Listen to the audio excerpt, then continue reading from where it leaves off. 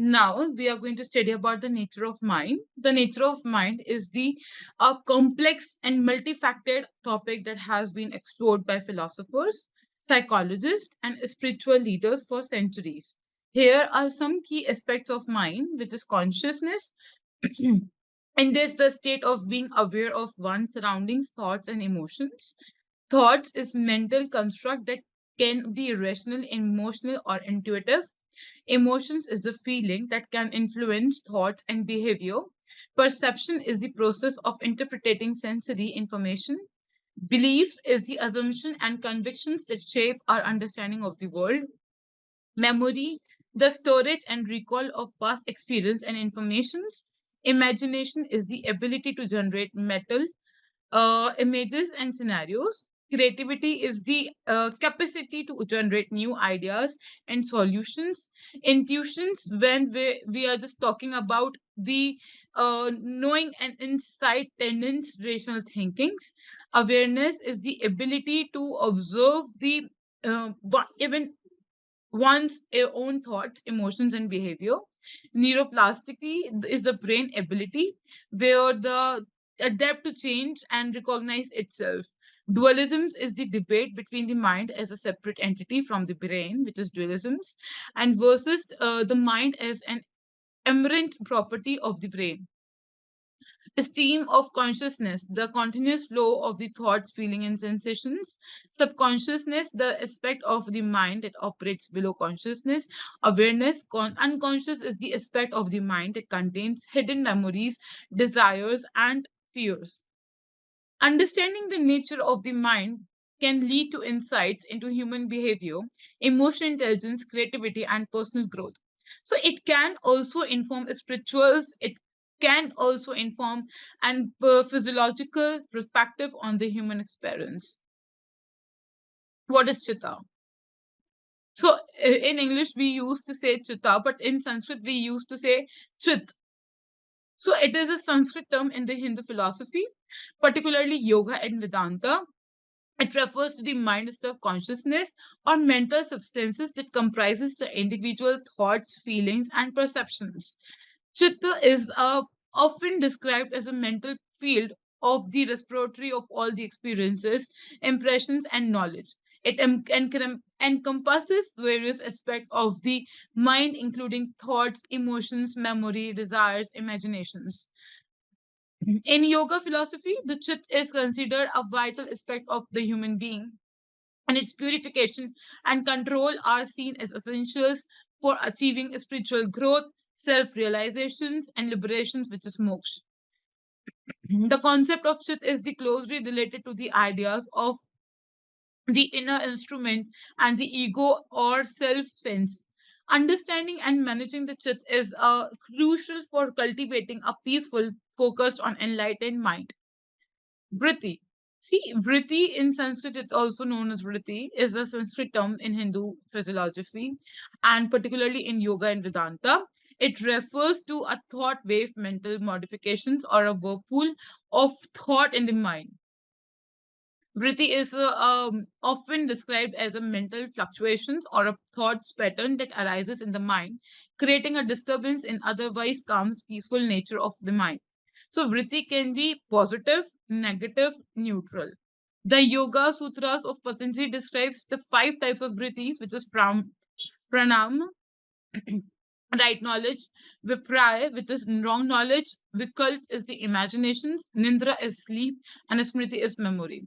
The practice of yoga and meditations aims to cultivate a state of mind where the vrittis are minimized, allowing the mind to become calm, focused, and aware of its true nature. And this state is also called a chitra vritti, nirodha, or the essentials of the mental fluctuations.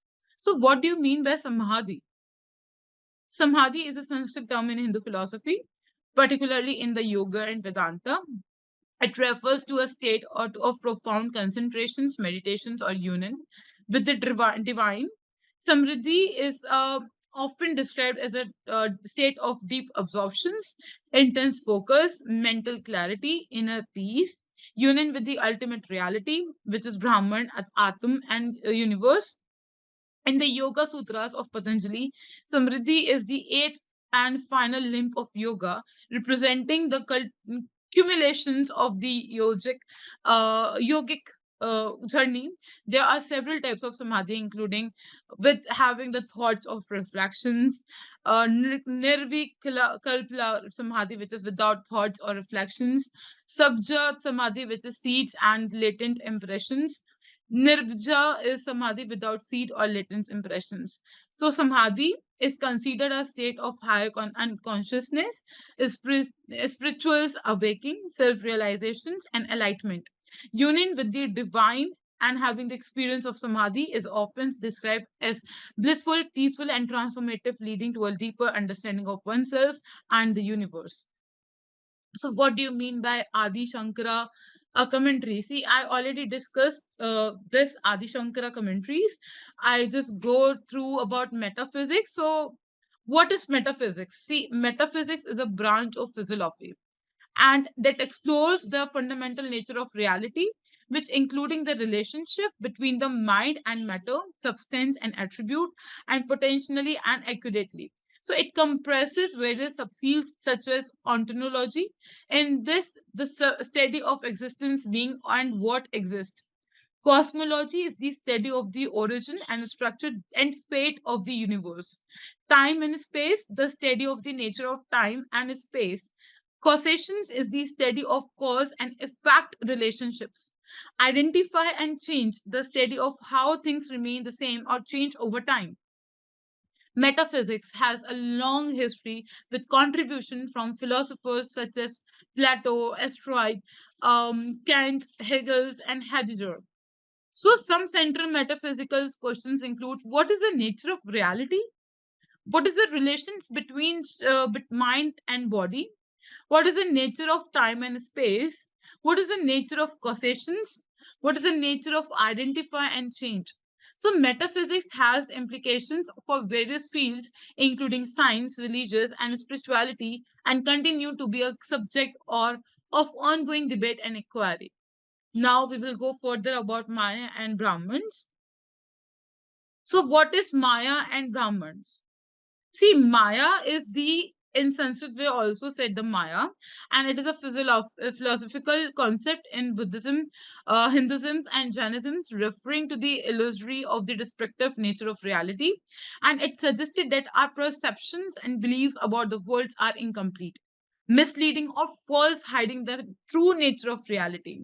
In Hinduism, Maya is seen a powerful force that creates a wheel of ignorance, preventing us from the realization our true lives, which is Atma, and the ultimate reality, which is Brahman.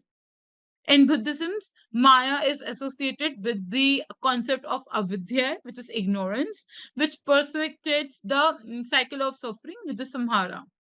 In Jainism, Maya is seen as a karma, included illusions that obscure or understandings of the true nature of reality. So Maya is often described as a illusions, depictions, ignorance, delusions, or dreamlike reality. The concept of Maya encourages us to question our assumptions and perceptions, seeking a deeper understanding of reality and our place within. Brahman is the ultimate reality and the unchanging, all prevailing, and eternal essence of the universe in Hinduism. So it is an absolute truth beyond human comprehensions and the source of everything. Brahman is often described as the unchanging reality, amidst changes, the essence of the universe, the ultimate truth, the absolute consciousness, the source of everything, the unmanifest and manifest reality, the beyond human compassions. So, Brahman is often equated with the concept of Atman, which is individual self. Paramatman, the supreme self. Bhagwan is the divine. Ishvara, the Lord. Apurusha is the cosmic being. The understanding of Brahman is central to human philosophy, particularly in the Upanishads and the Bhagavad Gita, which discuss its nature and relationship with the individual self, which is Atman. The concept of Brahman is often associated with the idea of oneness, unity, timelessness, spaceless, infinity, and eternity. Brahman is considered the ultimate reality that transcends human limitations and dualities, and realizing its nature is the ultimate goal of Hindu spiritual and pursuits. So, what do you mean by Atma and self realizations? See, Atma as self-realizations is the see Atma means is a Sanskrit term and refers to the individual self or soul in Hinduism and Jainism and Buddhism. It is the essence of individuals, their true nature and ultimate reality that lies within.